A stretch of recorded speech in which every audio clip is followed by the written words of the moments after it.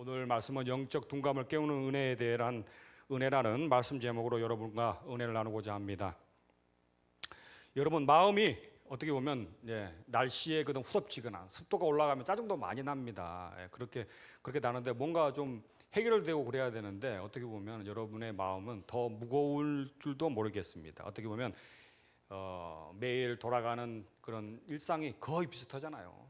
돌아가는 레파토리가 이렇게 다 기상해서 일하고 또 저녁에 지쳐 오기 전까지 어떻게 보면 다람쥐 챔리바퀴 돌듯이 이렇게 다 돌아가요. 이렇게 보면 마음이 좀 화하죠. 이런 느낌이 듭니다. 왜 사나?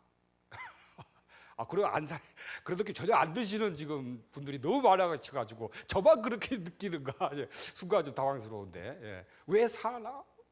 뭐 하고 사나? 이렇게 할 수 있습니다. 이것을요, 어떻게 보면 직장에서 자녀와 노후 문제로 우리 마음은 늘 분주합니다. 그리고 3일 바쁘고 고단하다 보니까요, 이런 가운데서 그런 생각이 드는 거예요.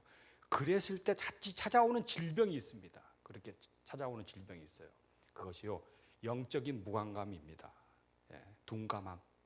우리도 모르게 찾아오는 영적인 질병입니다. 그래서 영적 둔감이라는 질병을 우리가 오늘 이 시간 말씀을 통해서 한번 나눠보고 그것을 어떻게 극복할 수 있을까?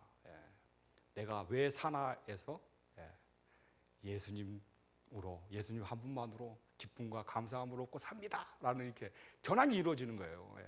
그래서 영적 둔감함에서 그 질병을 없애버리고 새로운 또 삶의 희망을 얻고 자신감을 얻고 또 남아 있는 이 주일 또 말씀 선포하기 전까지 살아가는 여러분 되시길 소망합니다. 그래서 오늘 보면 영적 둔감의 질병에 대해서 딱 얘기하고 있습니다. 오늘 15절 말씀 한번 띄워서 볼까요? 15절 말씀 보면 이렇게 얘기합니다. 영적 둔감. 첫 번째로 어떻게 된다고요? 백성들의 마음이 완악하여져서. 두 번째는 뭐예요? 제가 밑줄 끊었죠. 두 번째는 1번이면 표시는 안 했지만 첫 번째는 그 사진 아니고요. 나중에 띄워줘야 되는데 바로 나왔네. 첫 번째는 마음이 완악하여진다. 첫 번째는. 두 번째 어떻게 된다고요? 듣기가 둔하다. 세 번째는 어떻게 된다고요? 눈은 감았다. 이게 오늘 이 시간 영적인 무감각에 대해서 하나님이 선포하는 메시지입니다. 이게 여러분의 삶을 살면서 내가 왜 사나 그런 게 오는 것이 영적 무감각에 대한 질병이에요. 그런 질병을요, 예수님이 오늘 이 시간 정리를 해준 거예요. 그 영적 무감각을 어떻게 온다고요? 세 가지 단계로 오는 거예요. 세 가지 단계로. 그냥 막 눈을 감아버리는 게 아니고, 첫 번째는 어떻게 된다고요? 마음이 완악하여진다는 거예요. 두 번째는 어떻게 된다고요? 듣기가 둔하다. 방금 봐도 잊어버리죠. 저도 방금 봐도 지금 헷갈리고 있어서 지금 보고 있습니다. 이렇게. 듣기에 둔하고, 마지막 어떻게 된다고요? 눈을 감아버려. 어떤 이런 3단계로 진행되는 걸까요? 이걸 제가 정리를 해봤습니다. 첫 번째, 마음이 완악하여집니다. 이 완악하다는 뜻이 어떤 뜻일까요? 완악하다. 첫 번째는 어떻게 된다고요? 마음이 완악해져. 여러분이 오늘 이 시간 내가 영적으로 무감각한 질병을 앓고 있냐 안 하고 있냐를 판단하는 기준은 첫 번째 뭐라고요? 첫 번째 단계를 점검해야 돼. 내 마음이 완악해졌는가 안 완악해졌는가를 오늘 말씀에 비추어서 내 자신을 바라보는 거예요. 그게 말씀의 힘입니다. 그게 십자가에서 예수님을 바라보는 복음적인 진리예요. 그 말씀과 나의 삶을 다 비춰보면 내가 어떠한 문제의 삶을 갖고 있는지를 찾아낼 수 있어요. 그걸 찾고 회개하고 하나님께 다시 나아가는 거예요. 그리고 다시 일어서는 거예요.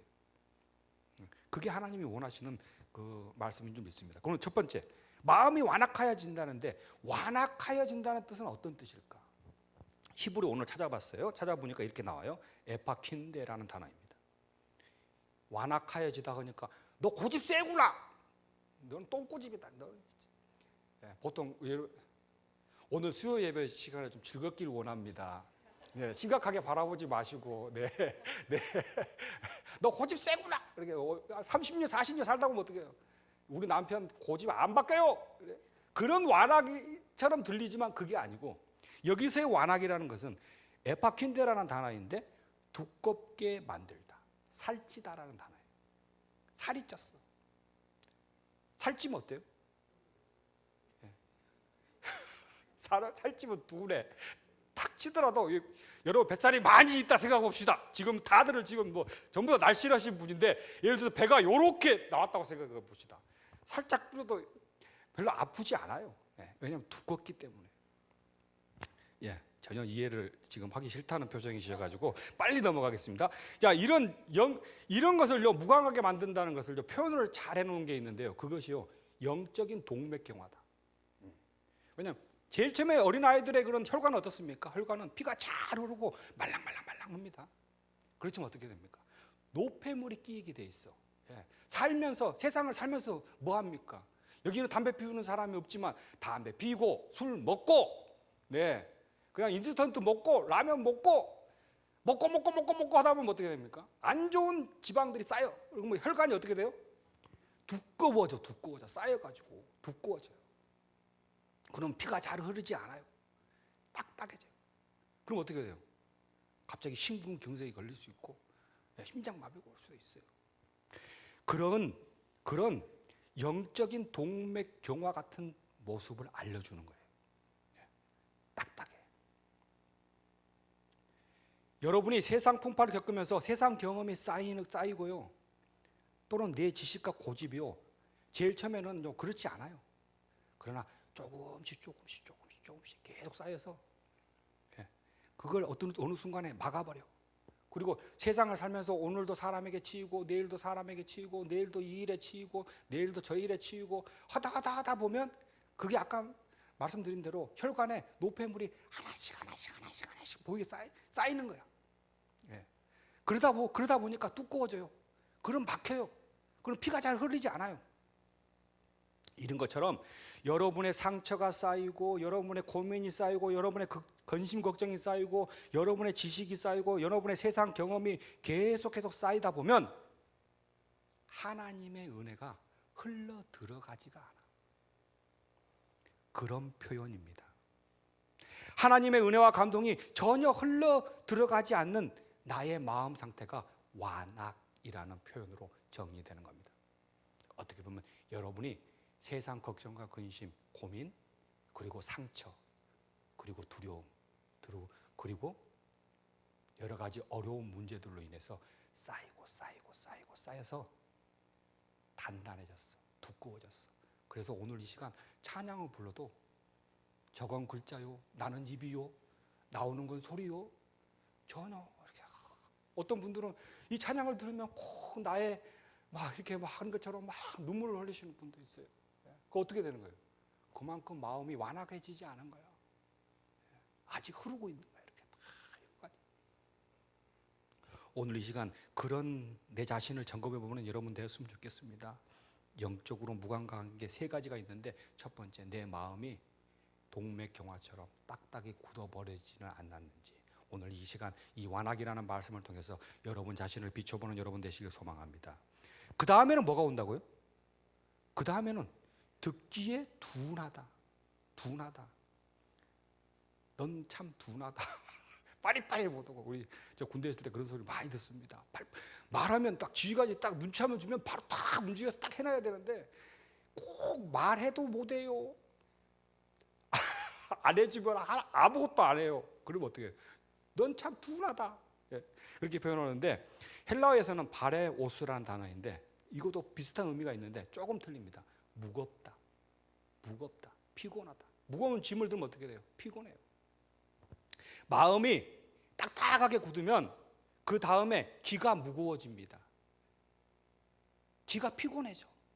이 고막이라는 곳은 어떻게 해요? 소리가 들어가서 바로바로 고막을 이렇게 울려서 소리가 들리는 거거든요.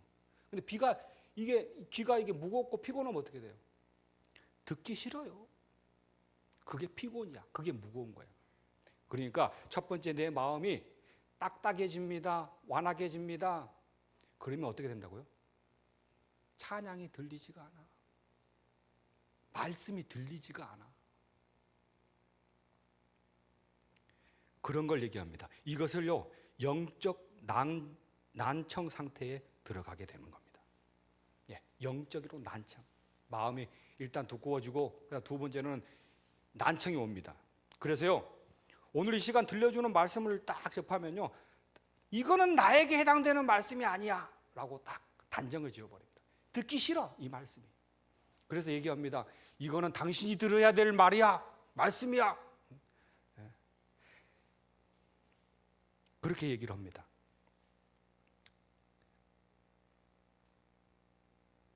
설교를 들어도 나와 상관없는 얘기로 들립니다. 그래서 말씀을 보고도 우리는 이렇게 합니다. 말씀을 가지고 자기 삶에 비추어 봐야 되는데 그 말씀을 들어서 상대방을 공격합니다. 남편들아 아내를 사랑하라. 아내가 이렇게 얘기합니다. 당신은 왜 나를 사랑하지 않는고? 그럼 남편이 이렇게 바로 대항합니다. 아내들아 남편에게 복종하라. 당신은 왜 내 말을 그렇게 안 듣나? 이렇게 되면 이 사람은 곧 영적인 난청 상태야. 이 말씀은 누구 말씀이라고요? 다른 사람 공격하는 말씀이 아니고 내가 듣는 말씀이에요. 오늘 이 시간 이 모든 말씀이 나에게 주어진 말씀을 믿고 귀를 열어가는 여러분 되시길 소망합니다. 혹시 귀가 둔하지 않는지도 점검해 봐야 됩니다. 마지막은요, 눈은 감겼으니 라고는 단어입니다. 영적 맹인을 뜻합니다. 이 영적 맹인은요 어떠냐면요, 누구에 의해서 의지에 의해서 눈을 감아버린 상태가 아니에요. 자기 스스로 눈을 감아버린 거야. 난 듣기도 싫고 보기도 싫다. 지긋지긋하거나 담시하고 살기에는 이제 더 이상 좀 멀리 떨어져서 좀 살았으면 좋겠다. 제 아내랑 항시 밥을 먹고 들어오기를 원합니다. 농담입니다. 네, 그렇게 해서 그래서 스스로 눈을 감아버려. 어쩐지 감긴 게 아니라 자기 스스로 눈을 딱 감아버린 거예요. 그래서요, 하나님이 아니라 내 삶의 주인이 하나님이 아니라 나는 나의 힘과 의지야. 보통 남편들이 그럴 수도 있고요, 아내들이 그럴 수 있습니다. 여기 계신 분들은 다 하나님을 의지하기 위해서 나왔잖아요. 의지하기 않은 사람은 나올 필요가 없는 거예요. 왜? 네가 다니까 내 마음대로 사는데 뭔 하나님이야. 그건 이미 눈을 감아버린 상태예요.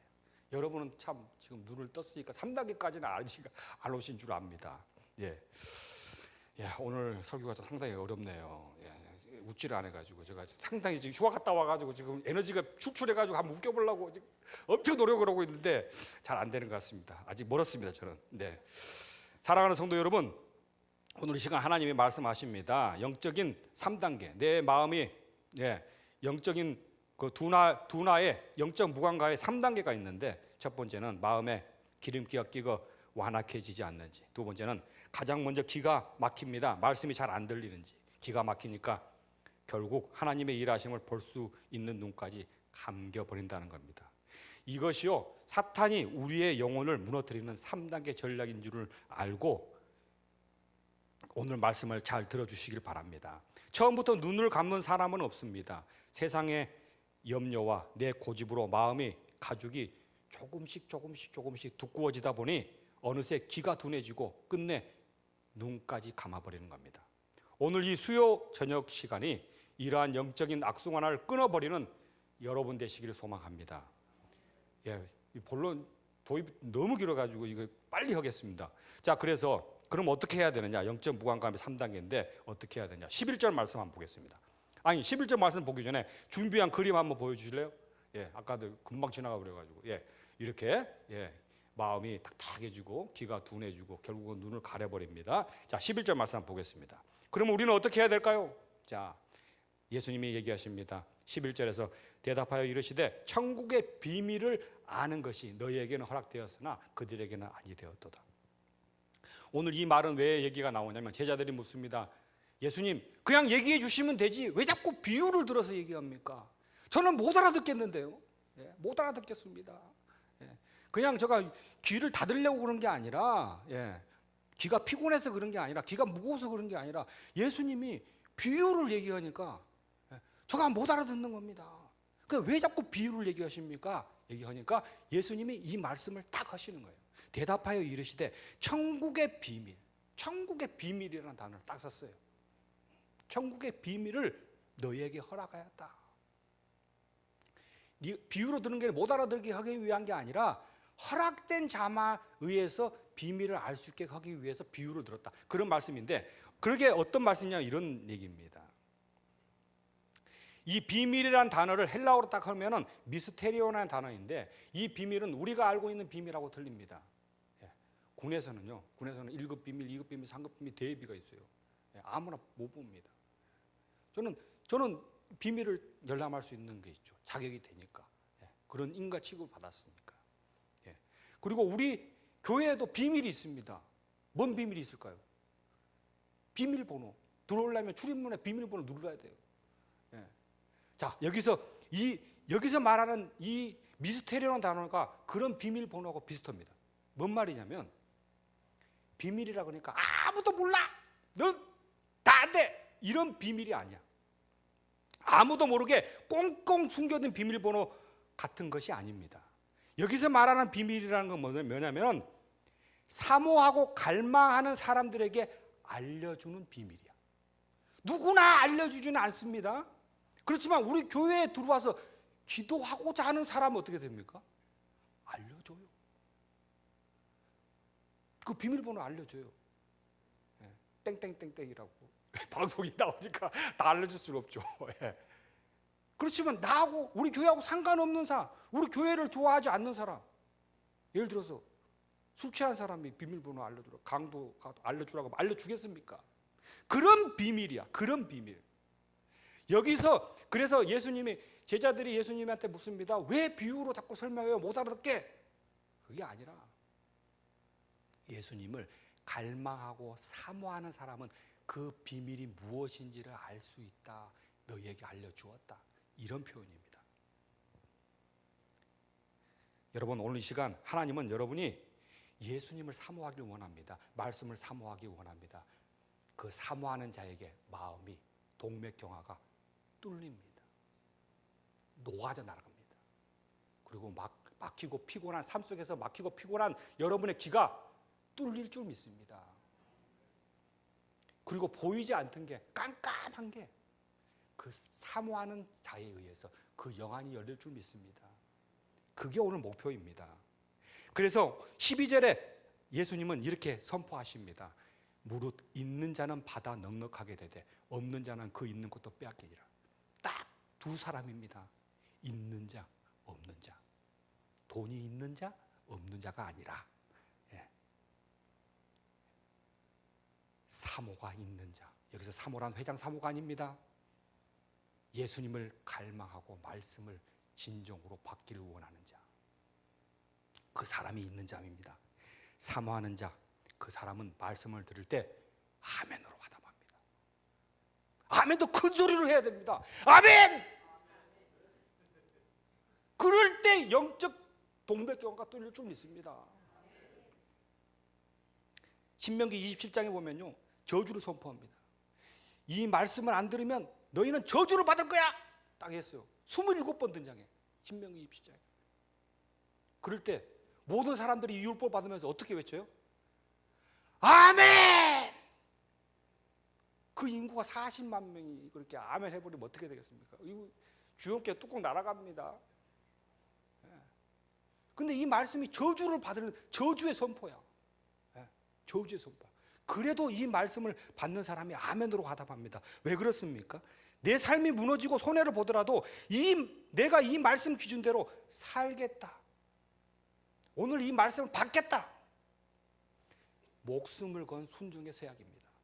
그게 사모함이 있는 자입니다. 그 깨달음에, 그 마음에 하나님이 비밀을 완전히 공개하십니다. 그리고 여러분의 영적인 마음의 완악함이 뚫릴 줄 믿습니다. 삶의 피곤함에 귀가 열릴 줄 믿습니다. 답답했던 눈이 열릴 줄 믿습니다. 그러나 사모함이 없는 자는 어떻습니까? 예배 자리도 나오지도 않아요. 이미 영적 무감각의 3단계에 다 도달했기 때문에 예배 나올 필요도 없죠. 지금은 잘 살고 떵떵거리고 자기 새끼 잘 낳고 집도 있고 땅도 있고 자동차도 있고 뭐 다 있겠죠. 그러나 어떻겠습니까? 나중에는 있는 것도 다 뺏긴다. 그것을 여러분 깨닫는 여러분 되시길 소망합니다. 주님은 오늘 이 시간 말씀의 은혜를 받지 못하면 나는 내일부터 세상에서 살아갈 힘이 없습니다 라고 고백하는 자를 원하십니다. 내 영혼을 불쌍히 여겨 주시옵시오 하고 기도하면서 은혜의 자본, 사모의 자본을 가지고 하나님을 사모하는 그 열정을 가지고 매달리는 성도에게 주님이 넉넉하게 부어주셔서 세상이 감당치 못하는 천국의 기쁨을 누리게 하실 줄 믿습니다. 오늘 그런 시간 되었으면 좋겠습니다. 간절히 찬양하고 간절히 말씀 받고 그 말씀에 아멘으로 화답하며 여러분이 답답했던 모든 것이 열리는 귀한 시간 될 줄 믿습니다. 13절 말씀 보겠습니다. 13절 말씀 보면 첫 번째 우리가 그 해답을 찾았죠. 사모하는 자에게 열린다. 두 번째는 세상의 소음을 꺼야 됩니다. 13절 말씀 보면 어떻게 나옵니까? 보아도 보지 못하고 들어도 듣지 못하며 나오죠. 깨닫지 못함이라 이렇게 나오죠. 예수님의 말씀을 직접 듣고도 기적을 눈앞에 보고도 그 당시의 세상 사람들은 왜 깨닫지 못했을까요? 그거는요, 세상의 욕망의 소음이 더 크기 때문입니다. 예수님의 소리보다 세상의 소리가 더 커. 머릿속에는요, 예수님이 우리의 압제에서 해방해 줄 수 있겠구나, 또는 오늘도 오병이어의 기적을 통해서 나는 예수님만 따라다니면 매일 먹고는 살겠구나, 먹는 것 가지고 걱정하지 않겠구나.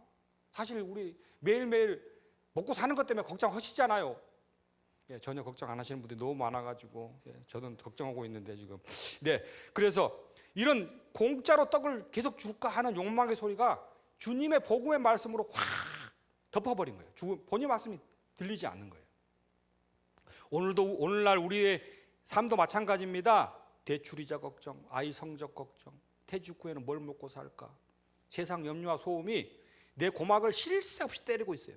그러다 보니까 말씀이 들리지 않습니다. 이를 위해서 우리는 두 가지를 해야 됩니다. 첫 번째, 그림 한번 보겠습니다. 영어가 있습니다. 노이즈 캔슬링. 노이즈 캔슬. 그 뭔지 아시죠?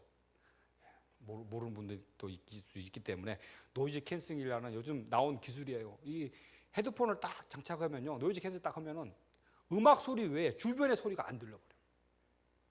주변 소리가 차단돼 버립니다. 어떻게 보면 세상의 소음으로 내가 듣고자 하는 하나님의 말씀이 들리지 않는 우리의 현실입니다. 그러려면 어떻게 돼요? 이 소음을 차단해요. 세상의 소음을 꺼버려야 돼요. 꺼버리려면 우리가 오늘 음악에서 나오는 노이즈 캔슬링이라는 이 기법을 한번 생각해 보고 만듭니다. 제가 노이즈 캔슬링이 화면 다시 한번 그림 한번 띄워주시겠어요? 어떻게 도대체 이 주변의 소리를 지워버리는 걸까? 제가 찾아봤습니다. 그러니까 여기 지금 소리 같은 경우는 파형이 있습니다. 파형 이렇게 올라가 내려가세요. 그래서 이 파형에 의해서 고막을 자극합니다. 그래서 소리가 들리는 겁니다. 그런데요, 이 노이즈 캔슬링이라는 기법은요, 이 파장에 들어오는 소리에서요, DSP라는 장치가 딱 있잖아요. 여기서요, 빨간색 선으로요 다시 파장을 만들어. 이 말은 뭔 말이냐면 이거를 상세 파장이라고 합니다. 이게 뭔 말이냐면 반대 파장을 만드는 겁니다. 밖에서 들리는 소리에 반대 파장을 만들어 버립니다. 중간에서 기기가. 그러면 이게 아래 위로 똑같이 이제 곡선이 형성되잖아요. 그래서 상세됩니다. 상세돼. 그래서 소리가 안 들리게 하는 기법이에요. 저는 이 노이즈 캔슬링이라는 소리를 딱 보면서요, 이 또 오늘 또 들어도 두지 못한다는 그런 생각을 딱 들으면서요, 이런 하나님이 선포하시는 말씀이 딱 들립니다. 세상의 소리가 너무 크기 때문에 하나님 말씀이 안 들려요. 그럼 반대파의 파장을 만들어야 돼. 우리 삶 속에서 그 반대파의, 세상에 대항하는 반대파의 파장은 뭘까요? 바로 찬양인 줄 믿습니다. 바로 기도인 줄 믿습니다. 바로 말씀인 줄 믿습니다. 그거로 대항을 해서 세상의 소음을 차단해버려야 돼요. 그리고 두 번째로 해야 되는 것은 뭐냐면 주파수를 맞추는 겁니다. 어떤 주파수? 내가 듣고자 하는 주파수. 그 주파수는 십자가의 주파수인 줄 믿습니다. 공중에 흘러나오는 세상 소리를요, 말씀과 찬양과 기도로 다 차단하고요, 십자가를 다 바라보면서 예수님을 바라보면서 그 예수님을 의지하면서 세상이 피곤하고 막막하고 보이지 않으면도 그 작은 빛을 향해서 그 작은 빛이 흘러나오는 그곳에서 주파수를 딱 맞추는 여러분 되시길 소망합니다. 그랬을 때 들리는 거예요. 사랑하는 성도 여러분, 오늘 수요 저녁에 밤에 나와서 찬양하고 기도하는 이유는 일주일 동안 세상 염려로 흐려진 내 영혼의 주파수를 다시 하나님 나라의 주파수로 맞추는 귀한 시간 될 줄 믿습니다. 그리고 마지막입니다. 그리고요 16절 말씀 보겠습니다. 16절 다 같이 읽어보겠습니다. 시작. 그러나 너희 눈은 봄으로 너희 귀는 들음으로 복이 있도다. 세상 사람들은 세상의 소음에 가려져서 듣지 못합니다. 눈을 감습니다. 마음이 완악해집니다. 그러나 여러분들은 오늘 이 시간 봅니다. 귀로 말씀을 듣습니다. 그래서 복이 있습니다. 세상이 말하는 조건은 소유의 복을 말합니다. 그러나 하나님이 가진 복은 하나님 나라를 알아보는 영적인 눈과 귀를 가진 자가 절대적으로 복이 있는 자임을 믿습니다. 그 이유는 무엇입니까? 그 이유가 17절에서 예수님이 딱 정리하고 있습니다. 17절 말씀 띄워주시겠습니다. 17절 말씀 다 같이 한번 읽어보겠습니다. 시작. 내가 진실로 너희에게 이르노니 많은 선지자와 의인이 너희가 보는 것들을 보고자 하여도 보지 못하였고 너희가 듣는 것들을 듣고자 하여도 듣지 못하였느니라. 여기서 말하는 많은 선지자와 의인은 무엇을 뜻하냐면 그 당시의 시대의 사람들이 존경했던 사람입니다. 여러분이 다 알고 있는 아브라함, 모세, 다윗 그런 믿음의 거장들입니다. 그런데요 그런 거장들조차도요 예수님을 보지 못했어요. 사실은. 근데요 지금의 제자들에게는요 하나님이 현현하여 나타나셨어요. 주님이 딱 앞에 계셔요. 그러니까요 그런 많은 아브라함, 모세, 다윗 옛 선지자만 바라보고 과거의 기억에 여러분들이 복이 없다 생각하지 마라. 지금 너가 복이 있는 자이다. 그걸 선포하고 계시는 겁니다. 마치 이거는 그 말씀하고 예화를 들으면 이거하고 똑같아요. 조선시대 임금은요 날이 더울 때 아메리카노를 먹어보지를 못했어요. 그것도 아이스 아메리카노. 그러나 우리는 지금 맛보고 있잖아요. 조선시대 임금은요, 왕은요, 이 더운 날 무채질을 하는 사람이요 몇 명 있을 수 있어요. 그러나 수십만 명이 무채질하는 그 강력한 파워인 에어컨 밑에서는 없었습니다. 우리는 지금 에어컨 두 대만 가동했는데도 이렇게 시원하잖아요. 어떻게 보면 현존하는 과거에 많은 선지자와 그런 사람들이 직접 예수님을 보지 못하는데 여러분은 성령님 가운데 말씀 가운데 이미 하나님과 예수님과 교제하고 있음을 믿습니다. 그렇기 때문에 지금 이 말씀으로 여러분은 보고 계시는 거며 저 입을 통해서 그 말씀을 통해서 들리고 있으며 그 말씀을 통해서 여러분의 답답했던 마음이 완악했던 마음이 동맥경화가 풀려나가고 있는 것을 믿는 여러분 되시길 소망합니다. 지금 이 순간 예수님이 역사하고 계시다. 그 성령님의 그 역사함을 믿는 여러분 되시길 소망합니다. 그렇기 때문에 여러분은 절대적으로 가진 복을 가진 자입니다. 사랑하는 성도 여러분, 말씀을 맺겠습니다. 우리는 나이가 들수록 몸은 약해지고 세상에서의 영향력은 줄어들며 노후에 대한 불안감은 커집니다. 세상의 복만 붙들고 사는 삶은 힘들 수밖에 없습니다. 하지만 영안이 열려 살아계신 하나님을 보고 예배 때마다 나를 위로해 주시는 주님의 음성을 듣는 사람은 어떤 거친 환경 속에서도 흔들리지 않는 인생 최고의 안정장치를 소유한 사람임을 믿습니다. 그렇기 때문에 여러분이 복이 있습니다. 이 저녁에 기도할 때에 세상에 썩어질 것을 구하는 기도를 멈추고 이렇게 고백합시다. 주님, 이미 나에게 예수 그리스도를 알고 믿고 바라볼 수 있는 최고의 복을 주시니 감사합니다. 이 보고 듣는 복을 가지고 남은 평생 당당하게 승리하게 살게 하여 주시옵소서. 주님, 내 영혼의 굳은 살을 제거하여 주시고 세상 소음을 차단하고 주님의 음성만 듣게 하여 주시옵소서. 내 눈 열어 주의 영광을 보게 하여 주시옵소서. 예수 이름으로 기도드립니다.